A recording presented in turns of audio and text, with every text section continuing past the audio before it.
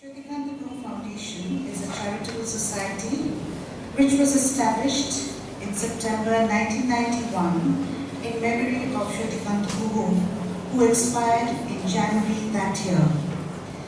Since the names of Shrutikanta and his wife, Pythagoras, the first secretary of the foundation, are indissolubly linked with South Point as its founder and its associate founder, the first members of the foundation decided that education should be the main sphere of the foundation's activities. Currently, Shrutikanta Foundation owns 3 schools in West Bengal: Garden High School, Kolkata, affiliated to the Council for the Indian School Certificate Examinations; Garden High International School under IGC SE Kolkata; and Garden High School, ISA Kolkata, affiliated to the Central Board of Secondary Education. By setting up the Shrutikanta Center for Culture and Learning, that is SKGCCL, the foundation aims to nurture young talents in the fields of art and culture. Shrutikanta Center for Culture and Learning conducts a variety of short-term and long-term programs in communicated English, foreign languages, music, dance, drawing, painting, photography, short filmmaking, etc. SKGCCL, in an effort to supplement the formal curriculum offered by educational institutions, organizes cultural programs, webinars, seminars and workshops, both online and offline, on various subjects and topics on a regular basis to ensure the overall development of young learners. Such programs are open to all education institutions with specific target age groups for each program or event. This morning, it is my pleasure to introduce our special guest, Dr. Amartya Dutta. Dr. Dutta is a professor of mathematics at the Indian Statistical Institute, ISI, Kolkata. An ex-student of South Point High School, Professor Dutta obtained his PhD in mathematics at the Tata Institute of Fundamental Research, Mumbai in 1994, and has several research publications in Commutative Algebra and Affine Algebraic geometry to his credit. A recipient of the INSA Teachers Award of the Indian National Science Academy, Professor Dutta has taught, mentored, and guided several students since he joined ISI Kolkata as a faculty member in 1996.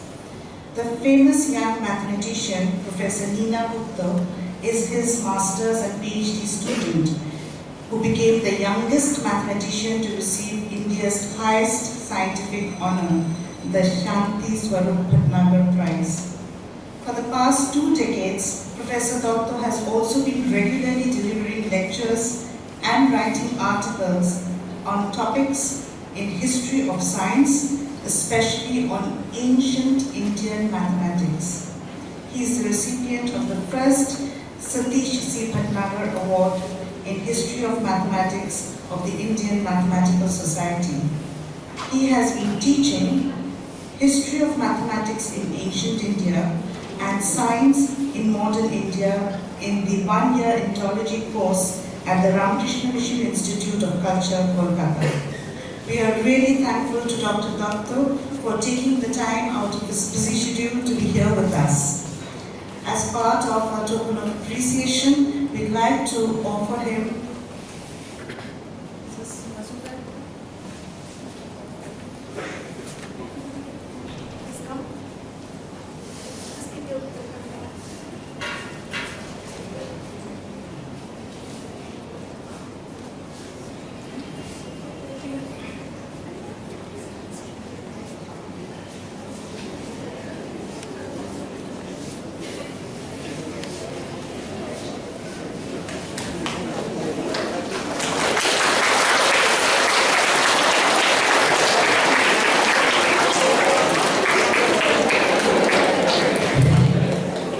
over to Dr. Dutta.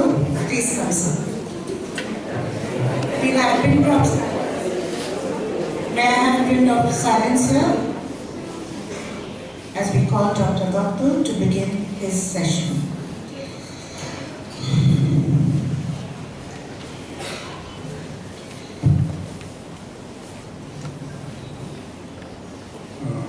So again, let me repeat. Can you hear me at the back? Yes, sir. So I thank the school authorities for the opportunity to meet you. It is something like a homecoming for me because, as I mentioned, that I'm a student of South Point High School, which was founded by Mr. Shoti. And before I start, let me just have a bit of small talk with you.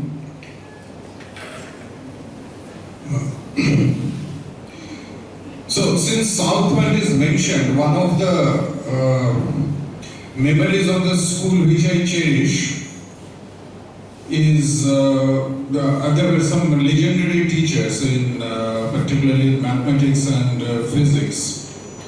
And one of them in particular, physics teacher, I mean, he hardly talked. Most of the time he used to ask questions. And the questions were not on the basis of what was taught before or what is written in books, but on the basis on what we were not yet taught, things to come. So, what characterized his teaching was that for the entire period we had to think. So much later, when I come across statements like, let us say, Ritik Ghodok, this academic statement, bhava practice karo. Now this was, that message was not given, but it was just implemented. So I found it very significant that when I was being introduced, that it was mentioned that I'm a student of South Point, and just after that it was like a jump cut to TIFR, which was a research institute.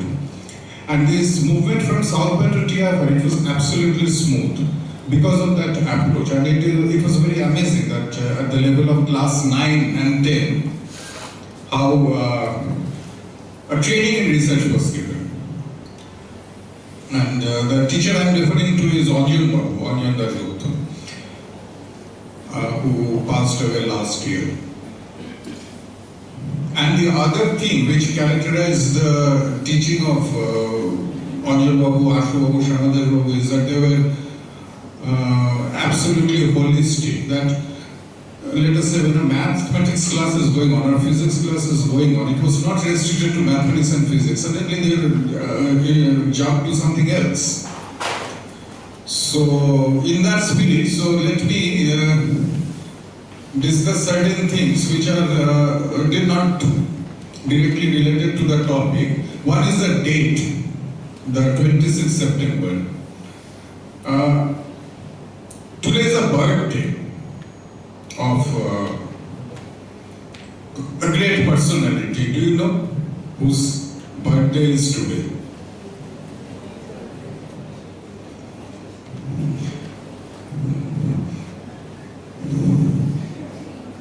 Ishwar Chandra Vidyasagar.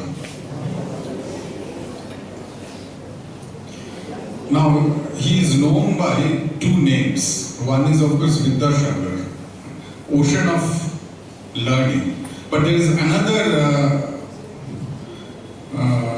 title. Do you know that which he had?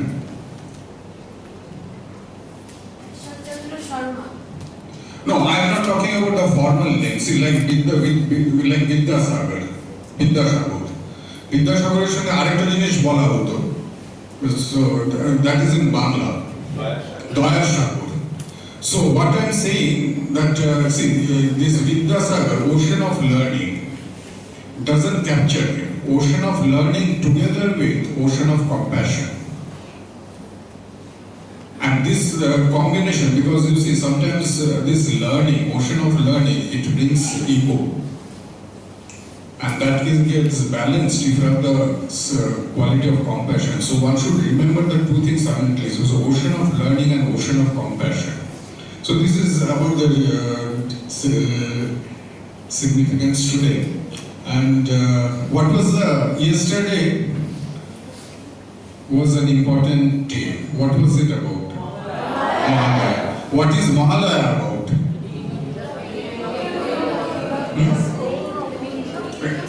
Yeah, there are too many voices. Yeah, okay, maybe. It was a day on which Mahisasur was killed by Durga. Isn't it the 10th day afterwards? So, see, Dashera is when it happens, right? Actually, maybe some tradition, but general thing is it started, but it is. I don't think it is a day of killing. The day of killing comes 10 days later. No, yesterday was Mahalaya day. What is the significance of Mahalaya? It is not directly about Durga and the fight. Exactly. Remembering ancestors, and this is the day may be different in all civilizations, or at least ancient civilizations. There is a Thanksgiving day, and our Rig Veda also has a very significant. Rig Veda is supposed to be the earliest literature, oldest literature available, but the Rig Vedas are always being obeisance to their predecessors. So this lecture, this talk is about, yesterday was the day of ancestors. So it is a good day to remember our ancestors in mathematics. So we start with the oldest literature we have is the it means not just in India, in the world. Oldest available literature is the Vedic literature, particularly the Rig Veda. So what we know about the geometry of the Vedic time. So I'll try to connect it with the geometry that you are learning.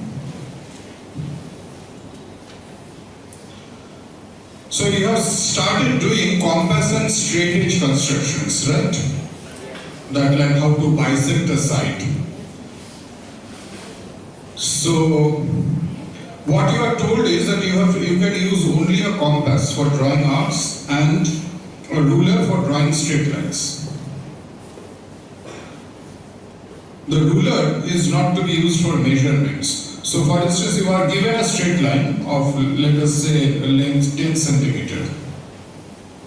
And you can as well take a ruler and then see where the 5 centimeter mark is there and say that that is the midpoint.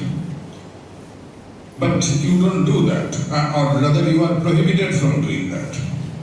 And you have to do things in a complicated way, right? That you have to draw some arcs and join them. To bisect a straight line, you cannot use a ruler to look at the midpoint. You have to draw two pairs of arcs of equal radii on either side of the line and join their points of intersections.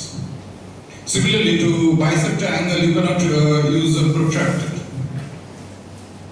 So now, typical South Pointish tradition of teaching, which obviously Ritik Ghoto would have been very happy about. And I actually forgot, I should mention another thing that in 1920, just 100 years ago, Sri Aurobindo wrote a letter to his brother, Bari Moshe, a long letter. It's very valuable. And there one point he mentioned is the cause of the decline of India. That, and particularly in 1920, the things were in a depressing state. So he says the main reason is not poverty, not even lack of religion or spirituality, but absence of thought, a thought phobia in a land which was once an ocean of learning, ocean of thinking, there as thought phobia has set in. This is what something which Sherwin wrote in 1920. I don't know whether Tata was aware of it. Most probably he independently mentioned the same thing about this thought. So anyway, so why are measurements prohibited in your constructions? That is, to bisect, why can't you just take you have the 10 centimeter given, why can't you look at the 5 centimeter spot and put the midpoint there? The life would have been easier. Why it is being made complicated? So there must be some reason. So have you ever thought about that? Yeah. So that we can understand the concept behind it. Now, concept behind what? Behind the angles and how to what these angles. So let us take one by one. Let us not get into angles. Let us just look at the bisection of a straight line. So my aim is to bisect. Why can't I just put a dot on the 5 centimeter mark? Why do you have to go through that process of drawing one pair of arcs here, one pair of arcs there and join it? You have a guess?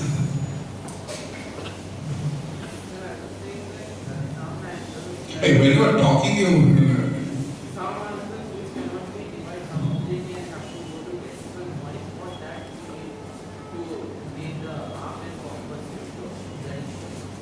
So far, I couldn't hear you properly.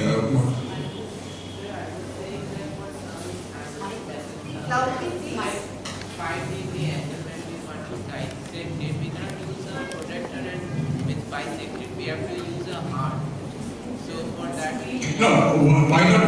Let us just stick to a straight line. What is the problem in bisecting a straight line? Sir, I don't know. You have guessed it right. See, certain objects, certain lengths. So bisection, I am just giving an example. Certain lengths may not be available on your ruler. So, for instance, if you want to construct a side of length root 2, square root of 2. So, does your ruler tell you that where is square root of 2? No, sir. On the other hand, if you do it geometrically, that is draw a square and look at its diagonal. So, draw a square accurately by the methods which are being told and then look at the diagonal. Then you get an exact root. So, this is the underlying principle. So there are two principles. So what you have guessed, yeah, please sit down. What you have guessed is the second one. The one thing is that measurements intrinsically involve an inaccuracy. Probably you have not yet done experiments in physics. So you will be doing it in class 9 and then you will see that the same experiment, you are supposed to repeat it several times. And then each time you will get a different reading. And then you take the arithmetic mean of that. Incidentally, this idea of arithmetic mean is also coming from India. That's another story. So there are two factors. That measurements intrinsically involve an inaccuracy, and one cannot find exact measurement of irrational lengths like root 2 from a standard ruler.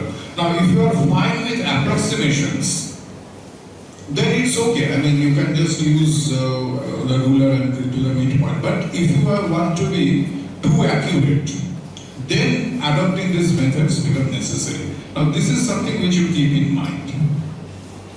So now we come to the Vedas. So in Vedas, there is the aspect of the spiritual, what is called the Gyan aspect, and the other is the ritual aspect, that performing yagnas. So to perform yagnas, you have to build what will be called in Bengali Joggo Vedi. that is the fire altars. The fire altars have certain shapes, and these shapes can be very complicated. For example, this is one shape. So, can you recognize what it is?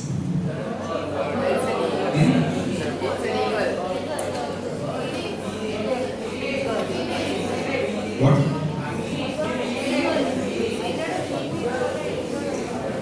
No, I didn't get. What did you say? Kite, sir, kite. No, this is not kite. Yes? It's a phoenix. It's a bird. It is what is called a falcon. Sheep.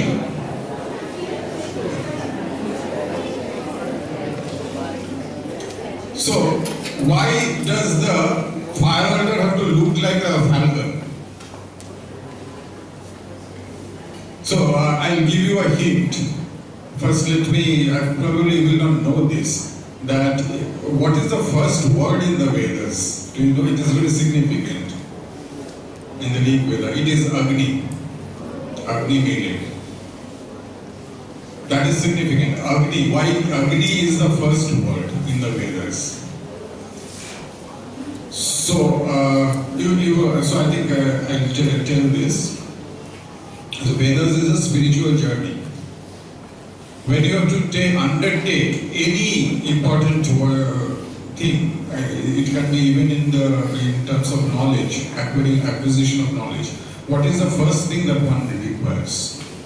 So for spiritual, of course, that is needed, otherwise it would not be meaningless. That is what is called aspiration. Aspiration. You understand aspiration? So arch. The arch has to be strong. Now for spirituality, the arch has to be very strong. So how strong? An image has to be exuded. So there are two images there. One is of the fire. This fire is something whose flames will go very high. And you see that in every, for example, in the writings of Rabindranath, the image of fire will it repeatedly comes when there is something of a spiritual flavor, like Aguner Poroshmani, Choao Pani. So something like the image of fire is there. And that fire has to be, the fire of aspiration should be so really high. Now to bring that image, that it should be so really high, because the fire, you may also think of, the small fire in your house. So the other image that is given, so that there is no ambiguity about this soaring height, about this soaring of height, is the image of this bird. Not an ordinary bird, the falcon. The falcon is something which soars really high. Now, so in the Vedas, the images that are built, that has to kind of simulate what is being, so like you are on your spiritual journey, so that environment is created, like this hall, it has an academic environment that is conducive for learning. So you have to create a proper ambience for that. So therefore, to have this ambience of soaring high, you have to construct an image of the falcon, and the image has to be really accurate. The construction has to be really accurate so that you really think of it when you see it, it's a bird which is about to take off. So for that, the construction has to be done with meticulous accuracy. So this quest for accuracy, that leads to geometry. So this is how the Vedic rituals is associated with the geometry that you learn in school. So shapes of fire altars, Vedic fire altars, include falcon in flight, tortoise with extended head and legs, chariot with spokes. So I just showed you a picture of falcon. So this quest for accuracy led to the exact geometric constructions of the kind of things that you do in school, the straightedge and compass. They didn't do with straightedge and compass, they used ropes and pins to fix the ropes.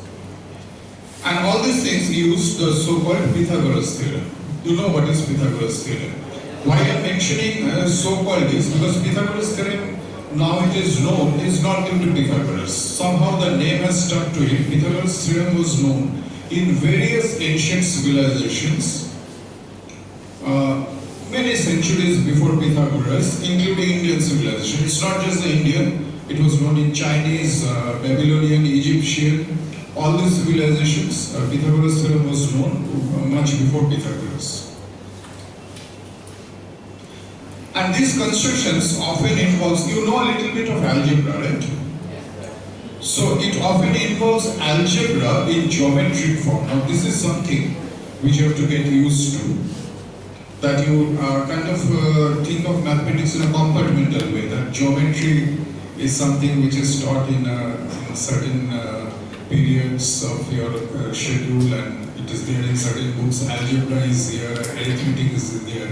I mean, this compartmentalizes to you. That geometry and algebra are two aspects of the same thing.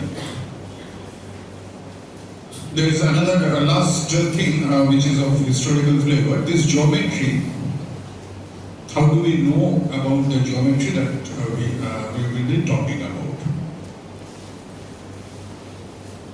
So, a slight distinction I should make here.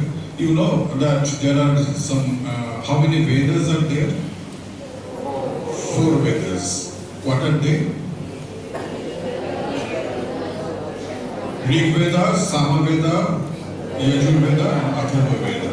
Which of these Vedas deal with rituals? No. Yajur Veda. So this is Vedas. Now, in order to know about the Vedas, in order to do things associated with the Vedas, one is studying, one is chanting, knowing the right time of doing things, or let us say the Vedas are talking about these constructions, then what are the geometric results needed. There is an associated literature which is not exactly Vedas but you can say guidebook to Vedas, supplement to Vedas, that is called Vedanta. And there are 6 Vedantas. And one of the 6 Vedantas is about rituals, that is called Kalpa. And that, a subset of that is the Sulbasutras. These Sulbasutras are like engineering manuals. They record exact geometric statements and constructions. So geometry is recorded explicitly in Sulbasutras. And the mathematical Sulbasutras, the authors of the mathematical Sulbasutras are Bodhayan, Manava, Apastamba and Kattayan, and of them Bodhayan is the oldest. However, make the distinction, these texts give the results of geometry which are needed for the rituals, and the rituals are described in Yajur Veda. That is Taittiriya Sangita and Shatapatha Brahman. So you know that each Veda has again 4 components.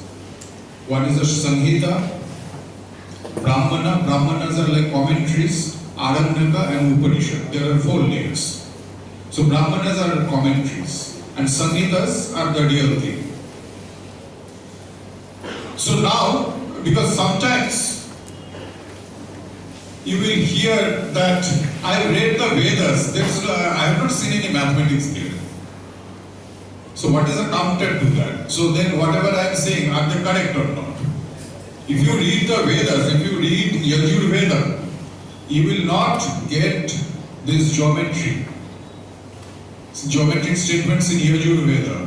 They are giving you the rituals, like that fire, falcon. All these rituals are described elaborately, but the mathematics is not given there. Mathematics is given in the Sulbasutras. The Sulbasutras are the mathematics that is needed for this Yajurveda. Therefore, the knowledge of that mathematics was known during the time of Yajurveda.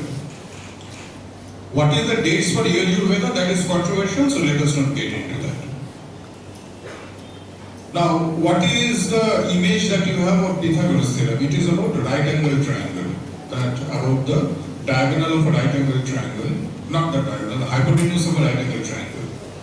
In the Sulbasutras of Bodhana and everybody, the statement is made about a rectangle, which is the same thing. The diagonal, look at the diagonal of the rectangle, that means BT. So the square on the diagonal BD, okay, I have written AC, maybe I should have mentioned BD actually. The square on the diagonal BD of a rectangle ABCD has the same area as the combined areas of the squares on the sides AB and AD. So it is the same thing. Instead of a statement about the right angle triangle ABD, here it is a statement about the rectangle ABCD. So let us refer to it as Bodhana Pythagoras Theorem. So Bodhana makes a statement about rectangles. Now we will come to the serious geometry. That this Pythagoras Theorem is applied to two constructions. One is draw a square n times a square of side A.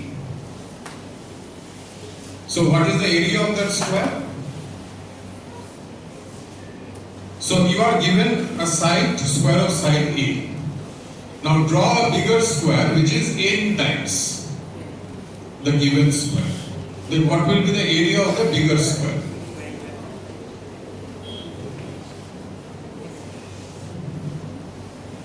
Yeah? NA square, right? The smaller square is A square, then the bigger square is n times A square. In order to construct that, so to draw a square, what do you need? The length of the side. So what will be the length of a side of a square of area n square?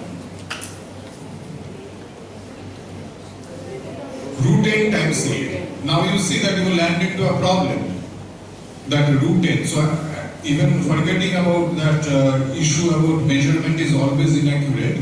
So if n is not a perfect square, then root n will not be a number which you get in your ruler.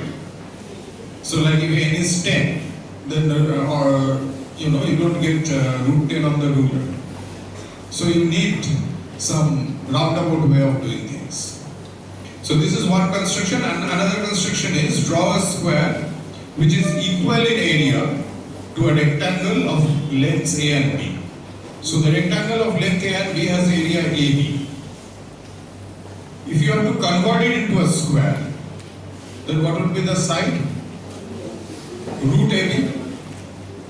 Again there is a problem, square root is coming out. So you have to do it indirectly. Now let us see that what was the method prescribed for drawing root n times A.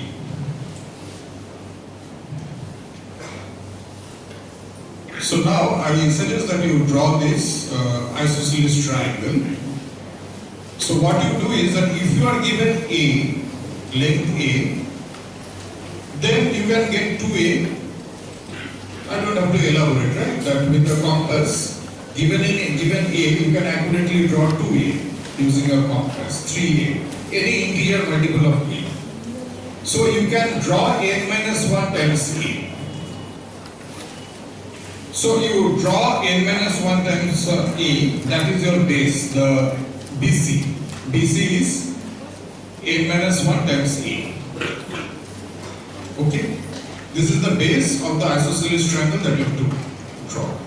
Now, you have to complete the isosceles triangle. So the length of the other two sides, each of the other two sides will be n plus 1A by 2. So if you are given A, you are given n plus 1A also. You can take n plus 1 many copies of A. So take that, so construct n plus 1A and and then bisect it. You know the method of bisection, so I am not repeating that. So you can accurately construct n plus 1 a by 2.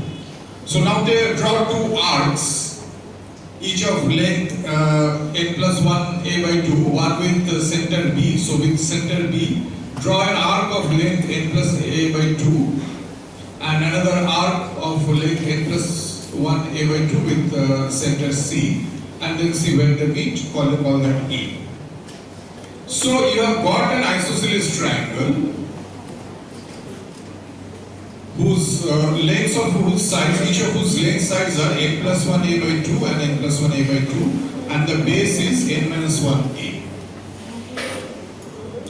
Now what the Sulba author says that look at AD. AD will give you the desired length. AD is the height. Now do you see why?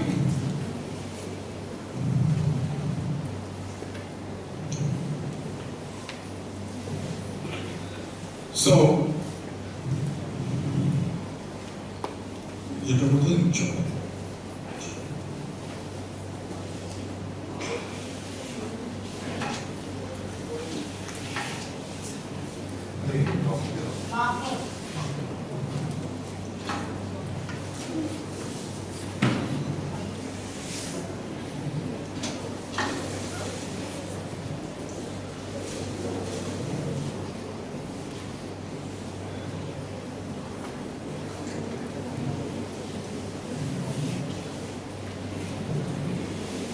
so this is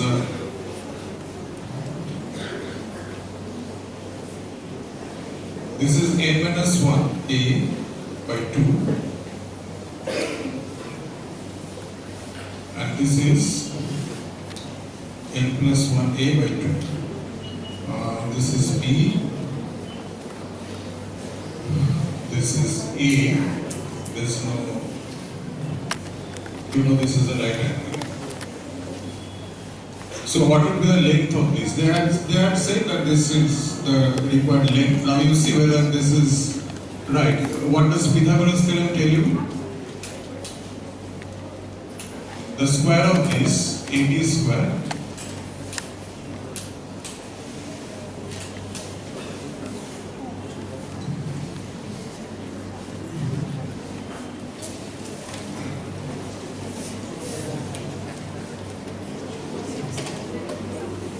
so what will be this AD square? So what is n plus 1 by 2 whole square minus n minus 1 by 2 whole square? What is n plus 1 square minus n minus 1, n plus 1 square minus n minus 1 square?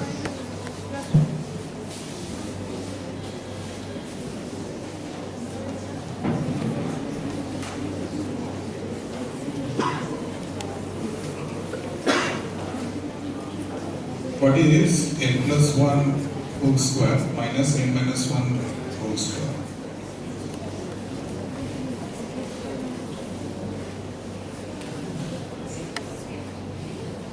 Yes? Yeah. Yeah, tell me, what is? n plus 1 plus n minus. It would be n plus 1 plus n minus 1 within brackets and n plus 1 No, minus. can you say, I'm just saying that after simplification, what will it be? You expand both sides, n plus 1, you just use the formula. Yes?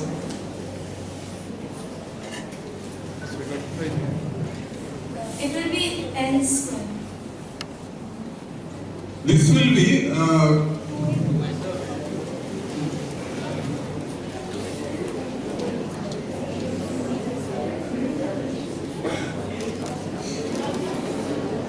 what will be this? This is 4n, right?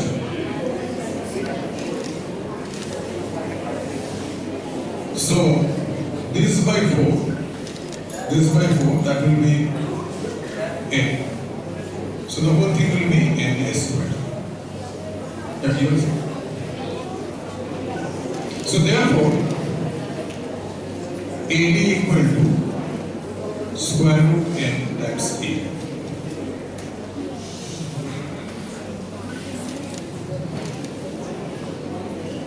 So clear the construction. So is the construction clear first? That you are given A and you draw n-1 copies of that, make it the base, then make an isosceles triangle out of it by taking an arc of length n+1 by 2, form the isosceles triangle. Then this side becomes root NA because of this algebraic relation, that n+1 by 2 whole square a square minus n-1 by 2 whole square a square is NA square.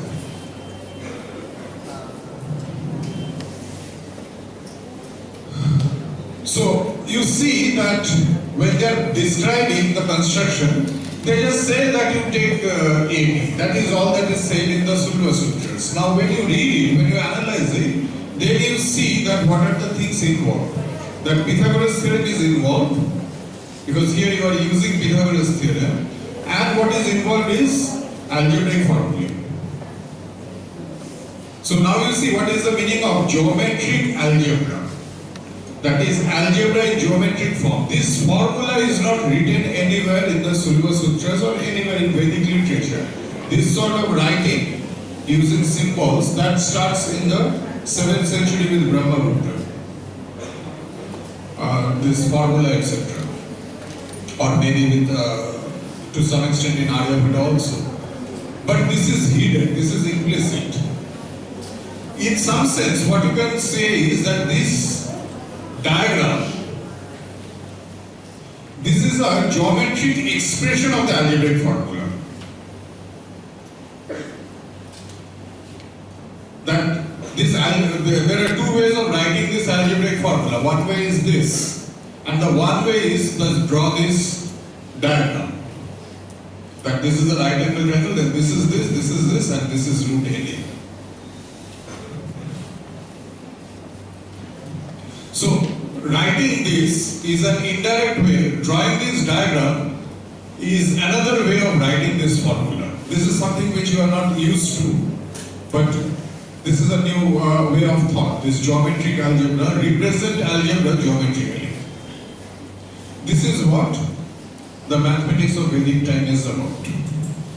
So this was a construction that given a side of length A, how to construct a side of length root n times A, where n is arbitrary. That is also an algebraic concept.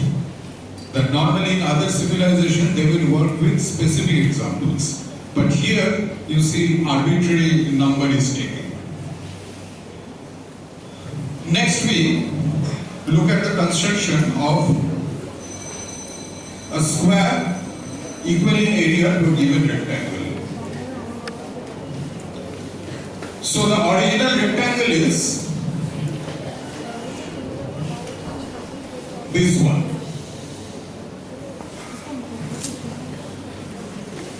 This is the original rectangle. This length is A and this length is B. We have to draw a square. So drawing a square means just you have to get the side length. Once you get the side length, then how to complete into the square, that is assumed to be known. That has been taught earlier, let us assume that. So now look at their prescription. So first prescription is, they are saying that okay, A is greater than B. So you complete the square. This is B, complete this square. So complete this square means that you take the arc of length B, draw the arc, see where it comes. So this is B. So here you have a square of length B. Okay. Then what happens to this length? That is A minus B. Bisect it. So if you bisect it, so this E and B, that you bisect it, this is the point where it reaches. So this is A minus B, then this length is A minus B by 2. Now what they say is that you extend this side and you take an arc of length this. Okay, this length, and draw the arc. See where it meets. That means this length is same as this length. What is that length? So this part is B and this part is A minus B by 2. What is B plus A minus B by 2? What is B plus A minus B by 2? Very easy algebra. What is that? A plus B by 2.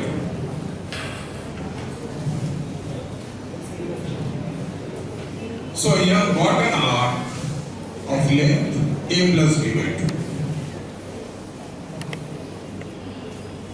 And you have A minus B by 2 here. So we are getting again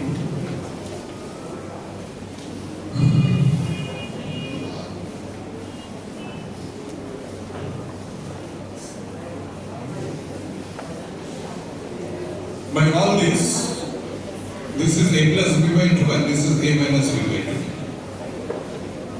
So the points which are involved are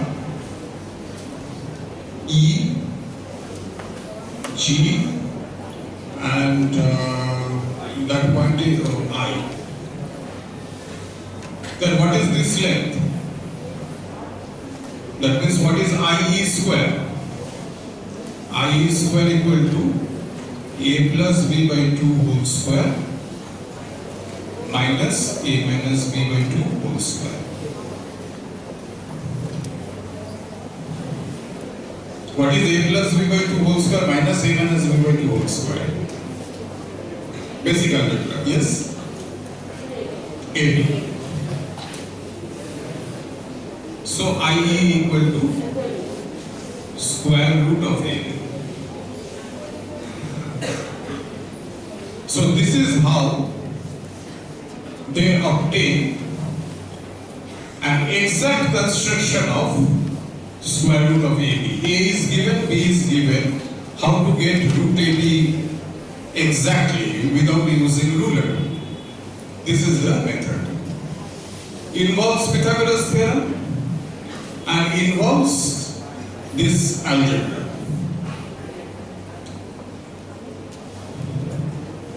So let us summarize the features of the two examples. That there is exact construction of root n and exact construction of root AB. No measurement or approximation is involved.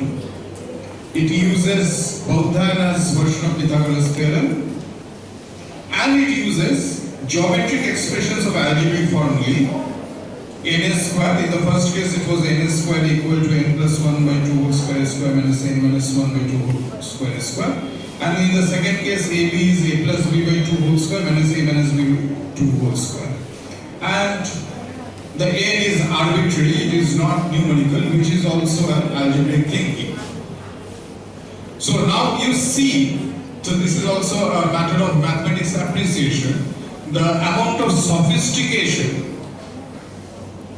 So when we pay our reverence to the ancients, is it just because they are ancient that they have to be revered, or because they had real great achievements?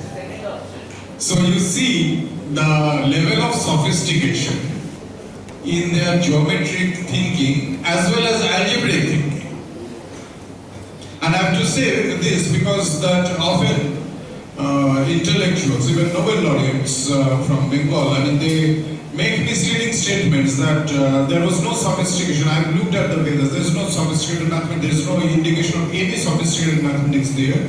What they will miss the point is that they have to look at the rituals, the mathematics which is needed in the rituals, which is mentioned in the Sulbasutras, and they have to read the Sulbasutras properly. That amount of algebra which is involved in the Sulbasutras. So regarding this algebra, now there is a question.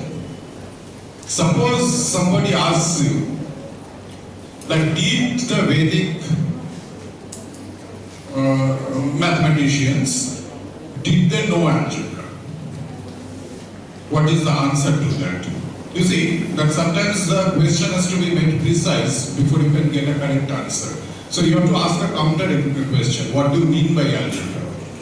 If by algebra you mean symbols and formulation of equations, that was not there at that time. Formal algebra. So that is formalism. But in any subject there is a form and there is a content. There is a soul. So the form, external form was not there, but the content was there. The algebraic formula is there, but the symbols are not there. Now, the form simplifies everything. So people, though at that time, and let us assume that they did not have symbols, at that time to visualize this formulae, that actually makes them greater as algebraists. That they invented mathematics which is algebraic in spirit. So we have to understand the subtlety that this is a mathematics which is algebraic in spirit, not in form. And getting something which is algebraic in spirit much before the genesis of formal algebra, that makes them even greater. I'll give you a modern analogy that have you heard of Manjul Bhargav? You should know these names. Do you know what is the highest award in mathematics?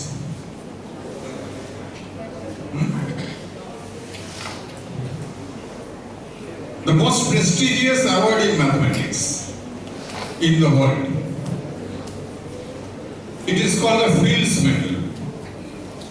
You should know this name. Fields Medal is the highest award in mathematics and it is given every 4 years. It started from 1936, then there was interruption in the war and it resumed in 1950.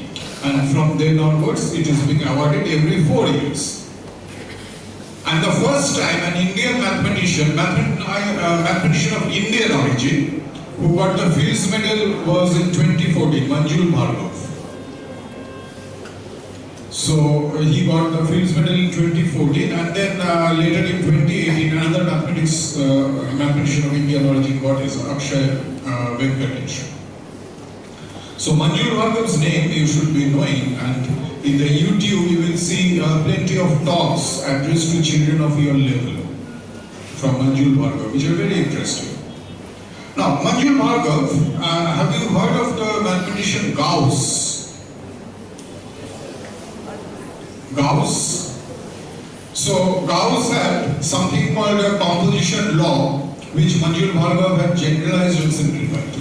After 200 years, between that nobody had even thought that such simplification or generalization is possible. And that made him very famous. Now when Manjul Bhargav is describing, so naturally when he is writing, he talks about his predecessor, what Gauss had done. He made this similar point, that there is something called group theory in mathematics, that before group theory came, Gauss had given group theoretic results, and that is what makes him great. So here similarly, before algebra came as an independent subject, the Vedic mathematicians of those time had to come with results in algebraic in spirit. So this made Vibhushan Dutta, he is one of the earliest researchers of mathematics, of the history of mathematics. And incidentally, his niece was our English teacher in South Point High School, Lina Gohara. Lina Gohara's father was Shubimal Dutta. Shubimal Dutta was a very renowned ICS officer, and he was also president of our institute, Indian Statistical Institute. In fact, the time when I got my degree, he was the president, so he conferred a degree, although I got it in absentia. I was in TIFR. So Shubimal Datta's daughter was Lina Gohara, our English teacher, and Vibhushan Datta is the eldest brother of Shubimal Datta. So there is some kind of connection that we have. So this is something which when Kalidas is describing the Himalayas, he is just amazed, and the kind of description that Kalidas gave, Beautiful Dutta is emulating that to say how great is the science which revealed itself in the Sulba, and how meager is my intellect. I have aspired to cross the unconquerable ocean in a mere raft. Now, another point which I would make before in this, that we are talking about exact constructions, okay? But the Vedic mathematicians, they were not rigid about it. See, there are certain constructions which cannot be done by ruler and compass method. For example, if you are given a square, can you construct a circle equal in area to a given square? This cannot be done. This has been proved by modern mathematics that this cannot be done using ruler and compass. This will be beyond you. This required a little bit of abstract algebra, which is taught at the college level. With school level mathematics, it is not possible. Now, they had an inkling that this cannot be done, and in such cases, they have given approximation methods. In Greeks, before Archimedes, like in Euclid, they will do, so when they have thought of this exact construction, they will do only exact constructions. And they left the problem of approximations. But in Vedic, the Sulbasutras, you get approximation methods when exact methods are not possible. So how to convert a circle into a square and a square into a circle, but this will be a little difficult for you, so I am not getting into that. But I will give you just another problem of this flavor. Draw a square equal in area to the sums of the area of two given squares. So you have a square and b square. How to draw a square of area a square plus b square. And what you will notice is that this gives a proof of Pythagoras Theorem. Because sometimes it is said that the Sulbasutras, they did not know a proof, they have not given the proof. But the kind of construction that they have done, the constructions actually give a proof. They didn't say that this gives a proof because this is an engineering manual, but you can see the proof. So this is their construction. So, you are given two squares. This is one square and this is the other square.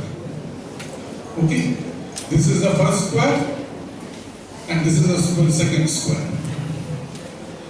So this is, say, length A and this is length B. Sum of the squares is A square plus B square. So how to get root A square plus B square? Now, what they say is that you take this and cut it off from here. That means CG equal to B. So what you have got? A and B. Now they are saying, complete this rectangle, take this diagonal. So this is A square, this is B square. Sorry, this is A, this is B. Sum of the squares is A square plus B square. The square root of that is root A square plus B square. So this gives it. Now they are giving so what they are saying actually is that you look at the square which is drawn here.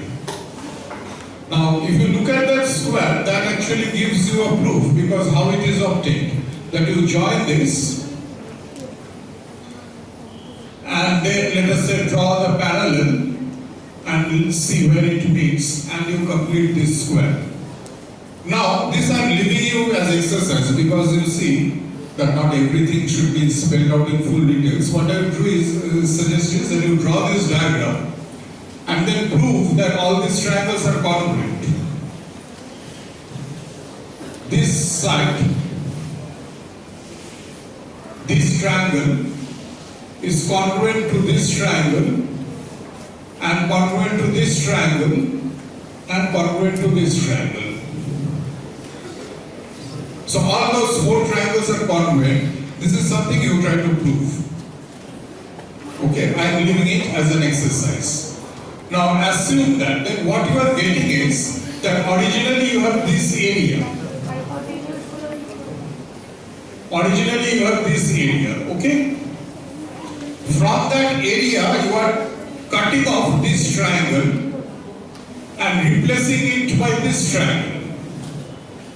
And and you have cut out this triangle and replaced it by this. So that gives a proof of Pythagoras theorem. So you see that how silly it is for people to say that they knew only the statement and not the proof. If somebody who is giving you this construction, saying that they did not know the proof is very silly. This just gives the proof. So this is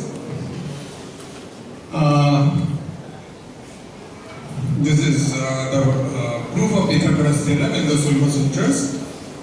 So finally, to close the topic of geometry, how to form a large square from a small square and what is called gnomons. So this is an L-shaped figure that one gets when a smaller square is removed from the corner of a square. So what they are saying is, this is a small square you start with. So you have one square. Now how to get a square of length 2? That means how to get 2 square. So you have this, then complete this L. So you have 1 here and you have added 3. So you get 2 square. So this is algebraically, so this is 1 square. Algebraically what is happening is that you are getting 1 plus 3 equal to 2 square. Then the next step will be, okay, you have come up to this, that means you have 2 square, 4. After that you complete that L, that means add. So if you have 4 here, then you can add 5 more. 1 here, 1 here, 1 here, complete it. So you get 1 plus 3 plus 5 equal to 3 square. So this is an algebraic representation of an identity 1 plus 3 plus 5 etc. up to 2n minus 1, that is equal to n square. So this is something I don't know whether probably you have not learned series of this level. This we will probably learn in class 9 and 10. So this is algebraic series. This algebraic series is represented geometrically by this construction. And later in 750, these are all in the BC period, in 750 AD, Sridharacharya explicitly gives this formula. And in what context, why is this formula given? It is how to compute n square. Now, if n is a big number, of course you can multiply. But multiplication, as you know, is a pain. Addition is easier. You better do repeated addition than multiplication. If you can do small number of additions, I mean not too many. Now this n square, instead of multiplying the, if n is large, instead of multiplying n with itself, what you do is that you keep on making this addition. Then you will get n square. So this is the method of computing n square which Sridharacharya has given. Now let us close the topic of geometry and move on to something else, with which you are more familiar, the decimal place value notation, which you know is another great contribution from India. So what is decimal notation about? Every number can be expressed in symbols by 10 digits. You know that? 1 to 9, 1, 2, 3, 4, 5, 6, 7, 8, 9, 0. So 10 digits. So digit means symbols. The value of digit in the rth place from the right is t into 10 to the power r minus 1. This is called place value principle. And the other feature is that 0 symbol is used to denote the absence of any of the other 9 digits. So for example, you look at 2107. So let me come here. So 2107, you are familiar with it, what it means, but let us just analyze that what decimal notation means. So you see that when you see this 2, immediately you read it as not 2 but as 2000. You didn't invent it, you have to remember that you were taught that if you see 2 written here, then it means 2000.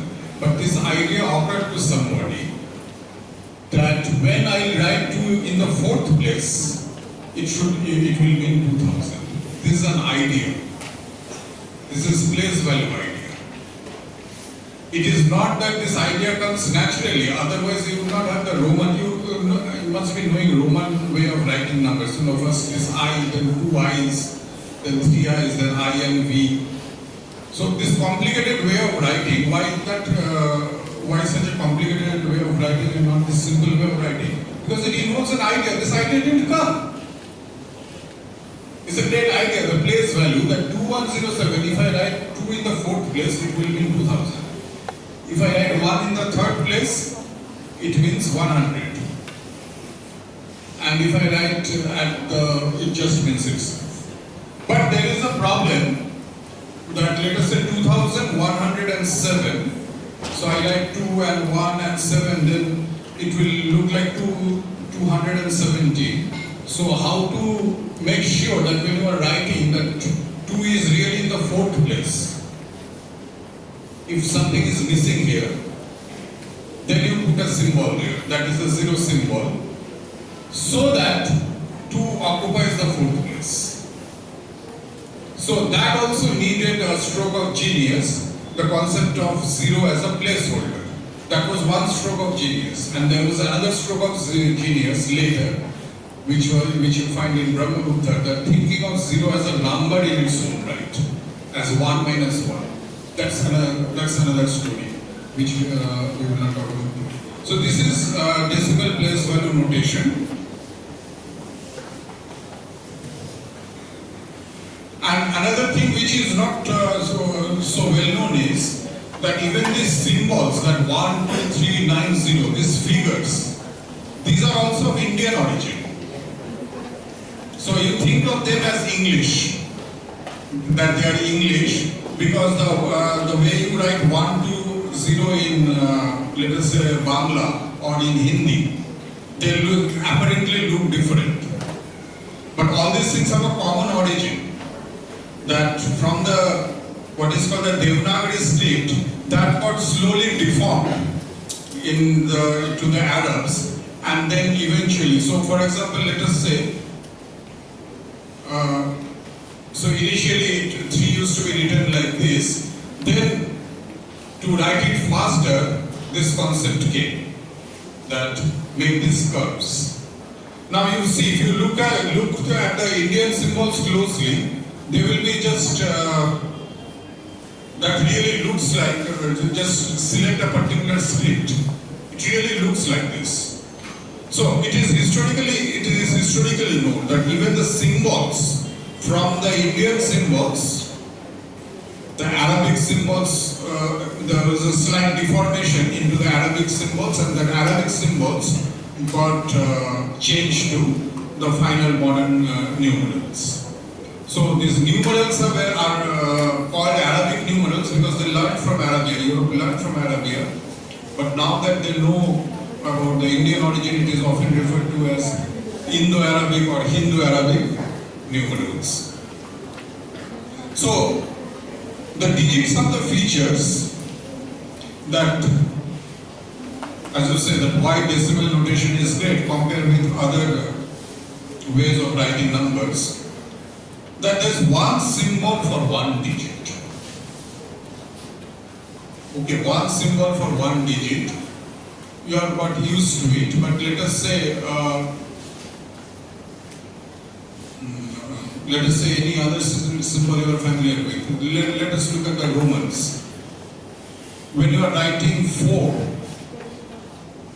you use 2 digits, right? I mean, you use not digits. What you use 2 symbols, I and V.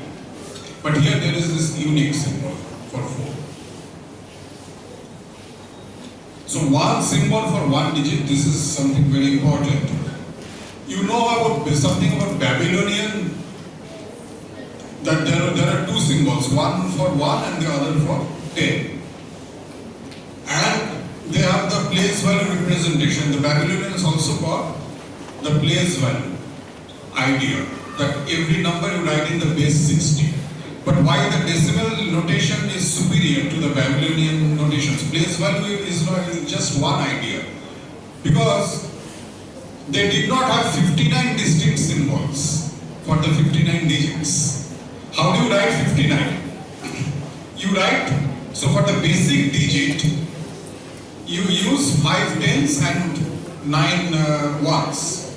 That means you are using 14 symbols to write one digit. That makes it cumbersome. Therefore, although they got the idea of place value, which is a great idea, they did not have the idea of one symbol for one digit. And Indians, because they stuck to 10, it is more manageable. Even if you have really 59 symbols, that is not something economical. But this 10 has that economy, have 10 distinct symbols, and you have the decimal notation. And the other is that each digit can be drawn in just one stroke, without lifting your pen or pencil from the paper. Like when you are writing 4, you have to remove your hand to write 4. Whereas here it just comes in one stroke. That imparts speed to the writing process, but not lifting your pen.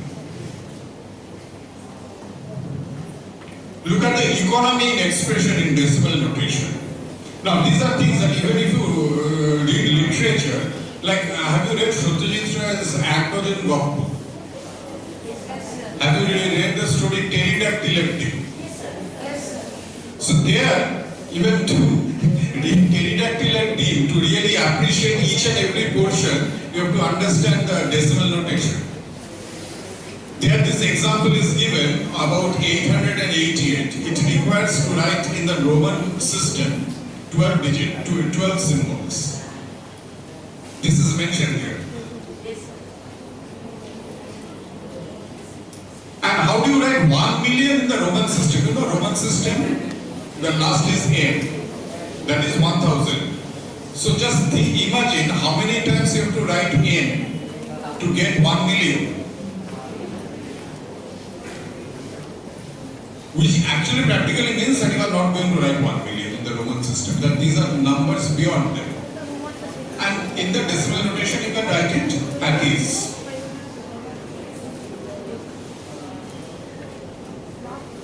Now, what are the applications of the decimal notation? So here another thing I should tell you is that the methods for performing the fundamental arithmetic operations in arithmetic that you have learned. Addition, subtraction, multiplication, long division, how to take square root, how to take cube root. All these are of Indian origin. This is not emphasized, it is unfortunate that it is not emphasized. These are all of Indian origin. And it should not surprise you if you just think that how the methods work, they are all based on the decimal notation and the principles of decimal notation. Therefore, they have to be of Indian origin. I mean, it should not come as a surprise. There is, however, if you look at how exactly the Indians did and how we do, there is a slight difference. The slight difference is because the Indians used to work on sand board, like let us say a chalkboard, where you cannot write too many things, but you can erase. So the Indian methods were such that the things that you don't need, you erase. When you have the system of writing on pen and paper, then space is not a problem. You can keep on writing, but erasing is a problem. So for that, some modifications have been done. So when I'm saying that they are of Indian methods, now if you look at a book on Indian mathematics, how exactly they did, you will see that there is some difference. But I said that they are all of Indian origin. Difference is there that they did in chalk what was convenient in chalk, they prescribed accordingly. And pen and the system of writing in pen and with ink and paper, that led to some modification. That is all. Principles are all based on decimal notation. And these methods of extracting square root, have you learned that? How to find square root of a perfect square? By log division. That is due to Aryabhata. So Aryabhata's text mentioned that. Now whether it is invented by Aryabhata or whether it was older in Indian tradition which Aryabhata noted down, that we do not know, so we have to ascribe it to Aryabhata. You know that we don't have text before Aryabhata because Aryabhata's mathematics, he describes the mathematics which was known in prior to that. Therefore, the earlier texts were not preserved. And what are the things? So you go back and think of the multiplication. So you are taught how to do multiplication when you are very young. But now you think about that why that works. That let us say 572 into 286. How do you multiply this? So you are given some method, you are given that method. So you write down the method and then finally what you get. Why that is the multiplication of this and this. See, you were so young at that time that you were only told the method. But the justification was not given because you were too young.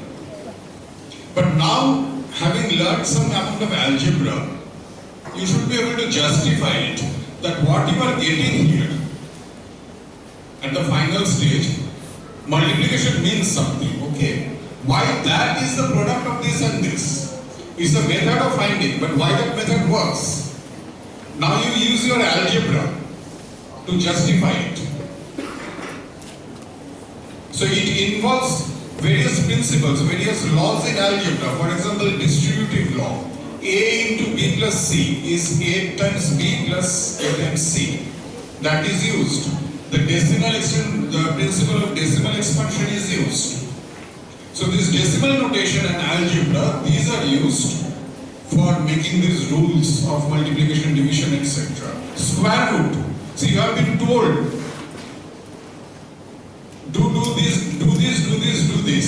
Then you are getting square root. But the number which you are getting, if you square it, why should you get back the original number? You should justify it. If you know algebra, now that you know algebra, with the amount of algebra that you know, it is possible to justify. It involves repeated use of a plus b whole square is a square plus 2ab plus b square. It involves, so for example, something like 576. When you are writing 576, what you do is that you take this 2 and then you write 4. When you are writing 4 here, what you are doing is that you are actually writing 400. It's an abbreviation of that. So this 2 is an abbreviation for 200. 20.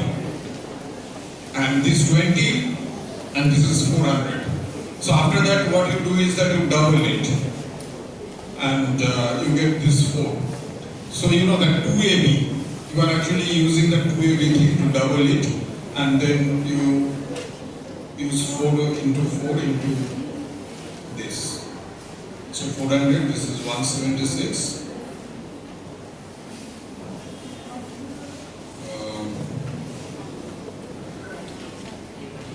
Yeah, so 44 into 4, this is 176. So what is happening here is, you are using the principle that a plus b whole square is a square plus 2a plus b into b. So this is your b and this is 2a plus b. So when you do double it, this 2 was actually 20. That doubling it is giving you 40. That is the 2a. And when you are adding that b, that means 4, you are getting 44. So when you are doing this, what you are doing is 2a plus b and b. So this part is your a square and this part is your 2a plus b into b. So algebraic formulae and decimal notation, principles of decimal notation were all these ideas are combined by Aryabhata to give you the formula for getting the algorithm for calculating the square. Now, what I was saying, that Bhava practice karo. So this is one thing, that square root, okay, for the syllabus purpose it is enough to know how to find it, but the justification, this is something you think. I'm just giving you the rough outline. So, because now the social aspect, because of the extreme simplicity of the decimal notation, you were able to learn arithmetic very early. Earlier, to learn just the basic principles, one wanted to wait a long stage because things were quite complicated. And because you can learn basic arithmetic early, this has resulted in a wide spread of scientific and technical knowledge, which was earlier restricted to a gifted few. So this, so some of the consequences, that one can express large numbers due to the decimal notation. Do you know what is the period of rotation of Earth? No. Period of rotation of Earth is not 24 hours. 23 hours, 40 minutes. 23 hours, 56 minutes, a little more than 4 seconds. The difference is due to the fact, so this rotation of Earth, when Earth is rotating, it is also revolving around the Sun. So therefore there is a difference between the period of rotation of Earth and the period of, difference between two sunrises. So difference between two sunrises is slightly more than period of rotation of Earth, because when Earth is rotating, it is also shifting with respect to slightly shifting, because so there is a sun, it is orbiting. So like a person who is there, this is rotating, and so let us say relative to Earth, where you look at the sun overhead, and then after 24 hours, the position has shifted slightly. So the exact value is 23 hours, 56 minutes, 4 seconds, and this is given by Aryabhata. Now, how did he calculate this to this level of accuracy in the 5th century? That was possible because of decimal notation. He could handle large numbers. One of the wonders of Indian mathematics is that they could solve equations. This is a very important equation. Why it is important is not for you to understand now. To solve quadratic equations of this type, equation in 2 variables, quadratic equation in 2 variables, and you have to find integer solutions. This is a very difficult problem and very important problem in modern mathematics. Now this was taken up in Brahmagupta in 7th century. So one example of that is 61x squared plus 1 equal to y squared. What are the smallest solutions of that? You see how big they are. This is a kind of problem that Indians were handling, and they could handle it because they had the decimal notation. So the same problem was handled by Farma 500 years after Bhaskaracharya. Why this difference? Before Farma, the decimal notation was introduced in Europe. Till the decimal notation was introduced, they were not equipped to handle this level of mathematics. So this Indian mathematics went from Arabia, this decimal notation and arithmetic methods. They were transmitted from India to Arabia, and then from Arabia to Europe, and this was one of the factors for Renaissance. Now I'll just, for change of this, I'll show you a figure. It is a very famous figure in wood carving. This is lady arithmetic. Lady arithmetic. And this is Boethius, a mathematician. This is Pythagoras. So he is doing calculations by these methods, and you see that he is very gloomy. He is struggling to do calculations, and this is somebody, his name is Boethius, who is doing things by Indian methods, and he is cheerful, and Pythagoras is gloomy, and lady arithmetic is smilingly showing an approval for Boethius, for the Indian methods. So there is this wood carving called Margarita Philosophy, which shows about this this favor to the decimal notation over the Greek methods of doing things, Greco-Roman methods of doing things. So to summarize, the key ideas in the decimal notation are place value 0 and one symbol for one digit. Decimal notation is a unique example of something which is brilliant in abstract thought as well as a device of practical utility. Normally what happens is that these two are thinking. You have Newton's laws of gravitation, which is a brilliant law. But that is not a rocket. The rocket uses this. Okay, but that is not abstract thought, that is technology. So there is a difference between fundamental research and technology. But decimal notation is a unique example, which is technology itself. It's a device of practical utility as well as it has brilliant ideas. Now, if you want to read details about this, just you write down, you can write down one of these references. You can see details like the geometry which I have talked about, that is given in this article. It is available in the internet. The decimal system is discussed in the third part, and the number vocabulary of the Vedic time, that is discussed in the second part. One final thing is that from where this Vedic thing for this decimal notation came. So that comes from the way numbers were written in Vedic time. So Vedic Sanskrit has single word terms for each of the 9 numbers. You know, Eka, Dvi, Tri and then Nava. And each power of 10 up to 10 to the power 12. Dasha, Shata, Shastra, it just goes on. That is not there in other languages, like in English. How do you say the number after 1000? You say 10,000, there is no single word for that. And here you have single word, that makes a difference. Now, how the Vedic number names leads to decimal notation. What you do is, just suppress the names for powers of 10. Replace the words Eka, Dvi, Nava by symbols and use a 0 symbol for absent powers. Once you get these 3 ideas, you automatically have the decimal notation. For example, let us say in English, 2107. Suppress 1000 and 100 and just write down in symbols. There are 2. Have a symbol for that.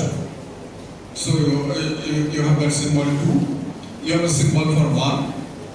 And there is nothing for 10. So there you use a symbol, the 0 symbol, and then 7. So this Vedic way of expressing numbers in words, that was the secret of the Sanskrit terminology is a secret of the decimal notation. And this is a remark which is there in Swami Vivekananda. Again, not in any chapter in mathematics, in a general article on gift, India's gift to the world.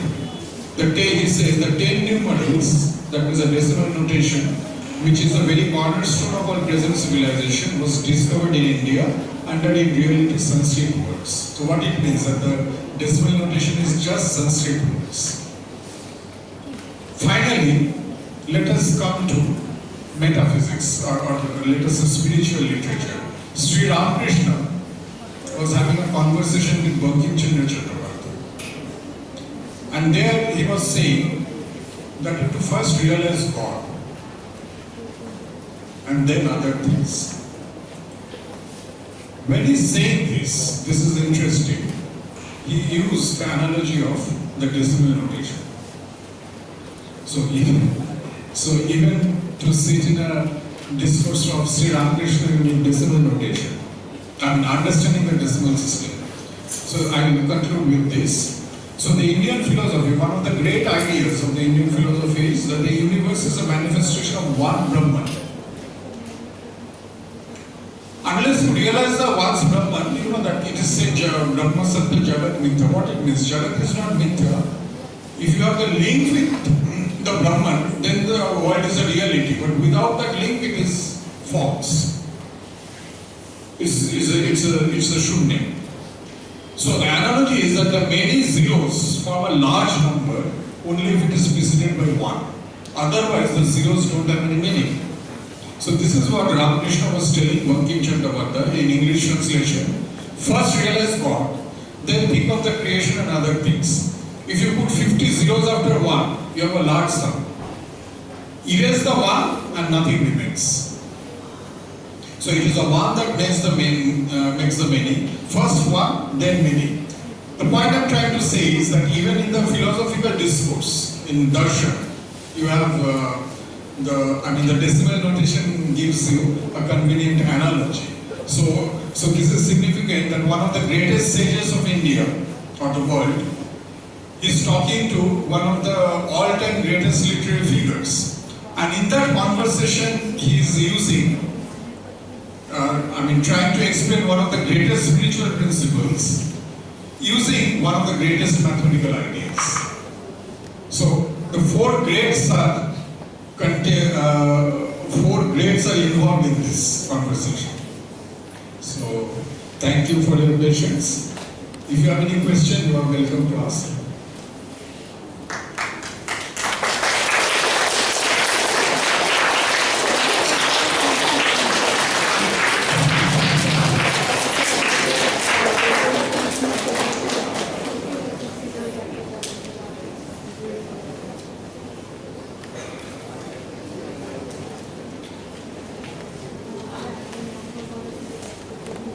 Any questions, anyone? Then we can have 5 minutes.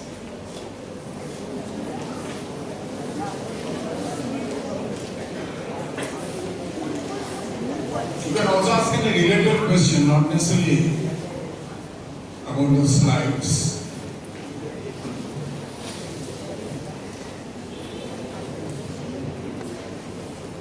No questions?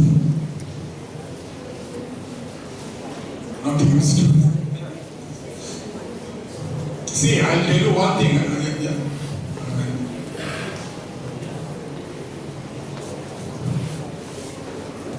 Sir, I wanted to ask that why did the Romans invent more symbols or numbers like 1 million? See, the whole idea is that this urge to express large numbers was not there.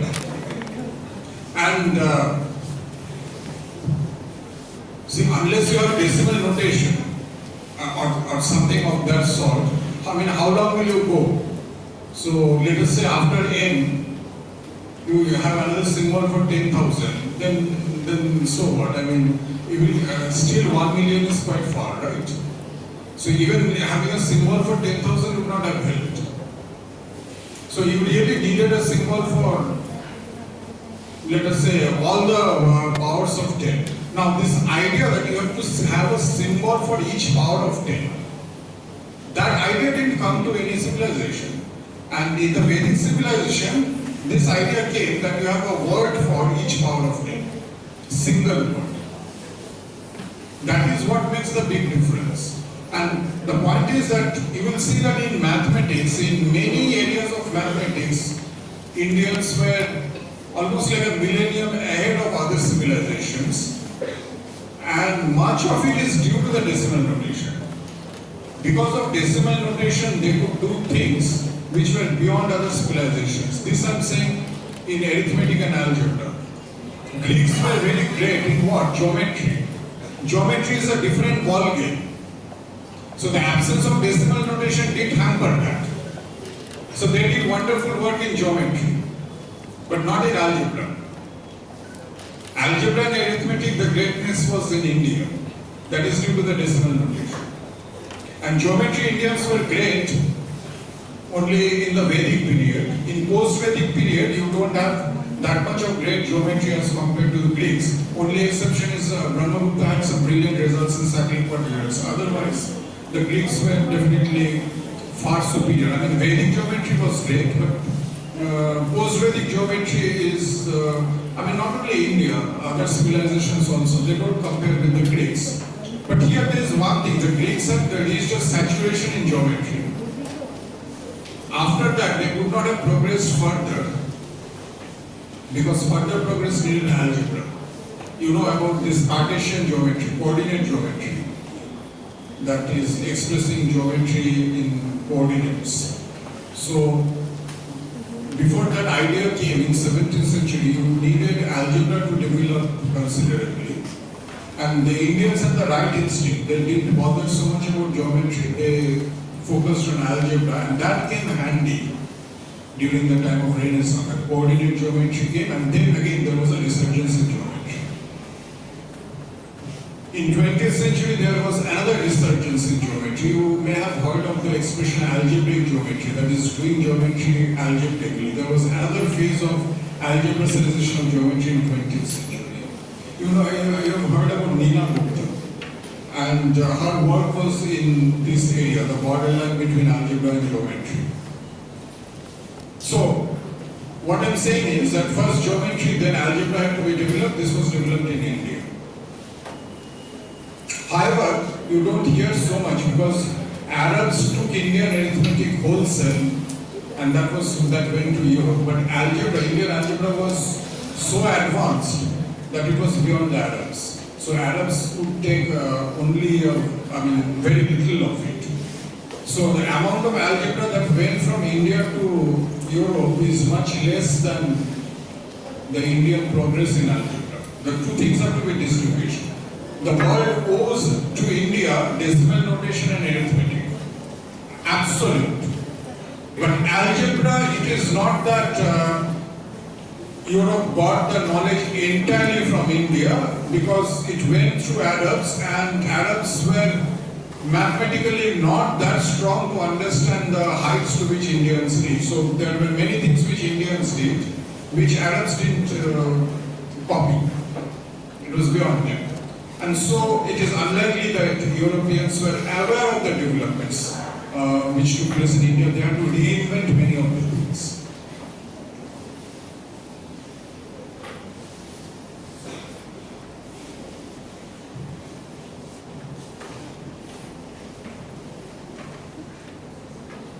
So this asking question is an important area, you know, that in research it is said, the art of doing research is to ask the right questions. That when you are faced with the problems, you have to break it up into sub-problems. It is, in computer science there is a term for it, divide and conquer.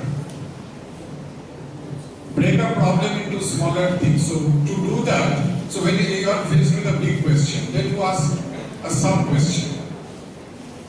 So the successful researcher is somebody who is able to ask a good sub-question. So he asks a sub-question, answers it, then another sub-question. So this way research progresses. So when it comes to a big problem whose solution is not immediate, then the art of asking right questions is what makes a difference between somebody who is a pioneer in a research and somebody who is kind of lagging behind. So this art of asking questions is also an important training that you have to do yourself. You have to give yourself. That's an important thing of research. It's not that you always are asked to do this. Even if you have to do that, then you have to ask yourself some questions, and how quickly you ask the right questions is something which determines a successful researcher. Just one question, like if they want to continue studying whatever you say, look up books. Can you suggest few books which they can look up? Unfortunately, these books are more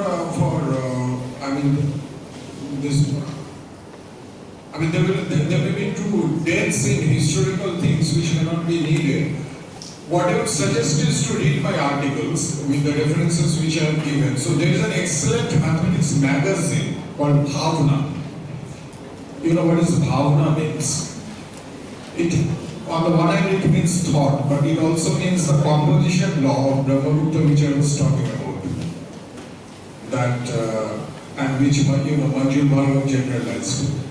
So this Bhavna was a tribute to Brahmagupta's great idea of combining things. Like here you have seen how squares will combine to form a bigger squares. So anyway, coming back to this Bhavna is a magazine which is running from 20 2017, it can be subscribed. It is like 1000 rupees per year for 4 issues. So print copy is of course very pleasant to read, but it can also be read free on the internet. And there I am writing serially in the January, April and July issues, things have already appeared, and then it will be in October. It may be a little advanced, but not too advanced for you. So, because I am writing it for students, keeping students in mind. So of course students means a little advanced students, like high school students or early college students, but still it is something within your reach. And the other thing I would say is that much of it, if the question is that where can we know about mathematics done in India, you don't have to look elsewhere. The arithmetic that you have been taught, you just have to know that this is of Indian origin. Algebra is of Indian origin.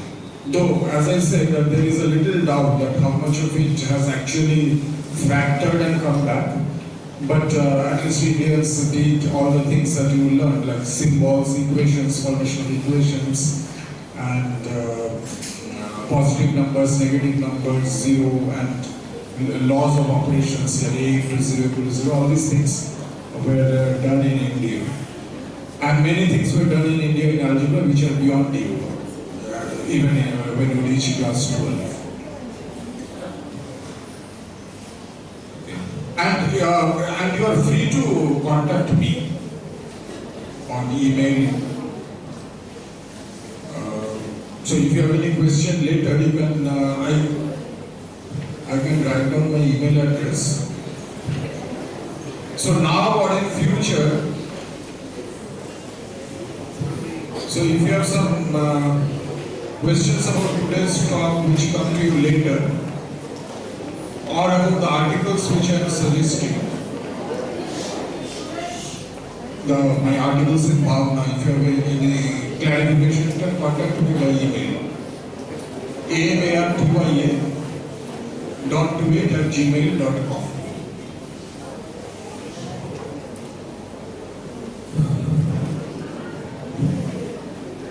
Thank you.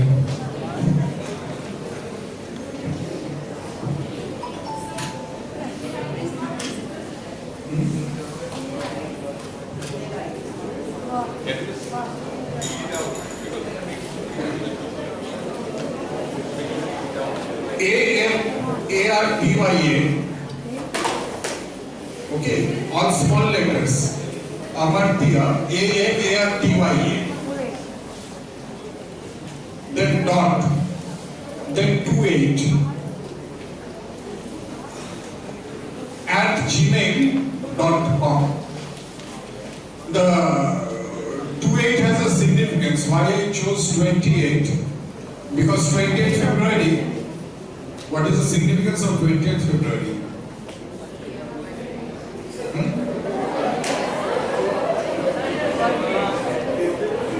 What?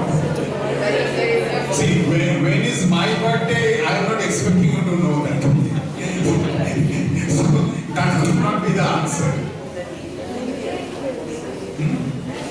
Leap year would be 29th February, right? But why 28? So, this inspiration for 28 came because 28th February is significant. And why 28th February is significant?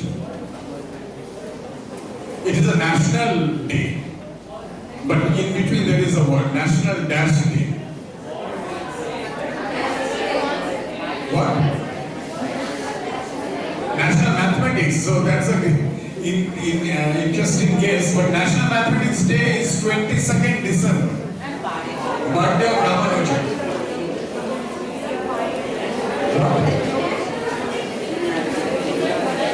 National Physics. Okay, National Science Day. National Science Day is on 28th February. Now, why National Science Day is on 28th February? Obviously, to remember an incident which took place on 28th February. And it will be either a birthday of some scientist or an incident. But I am saying that it is actually an incident, not birthday. So obviously you don't know, but can you guess? That 20th February is National Science Day. Because Raman effect was invented on 20th February, discovered in 20th February, observed on 20th February. In 1928, Raman effect was observed on 20th February. And I'll tell you an interesting story about Severo. You know, he got the Nobel Prize for Raman effect and other work. So he was a very conservative South Indian. So in the Nobel banquet, so there it is, Western custom is different. So there he was offered alcoholic drink, and he was of course sort of a Puritan, he wouldn't touch it. And they were saying that, you know, it's a custom, etc. So he gave one, and that time India was, you know, India was in a colonial thing. But he just stood up and said, he told them, I am interested only in the Raman effect on alcohol and not in the alcohol effect on Raman.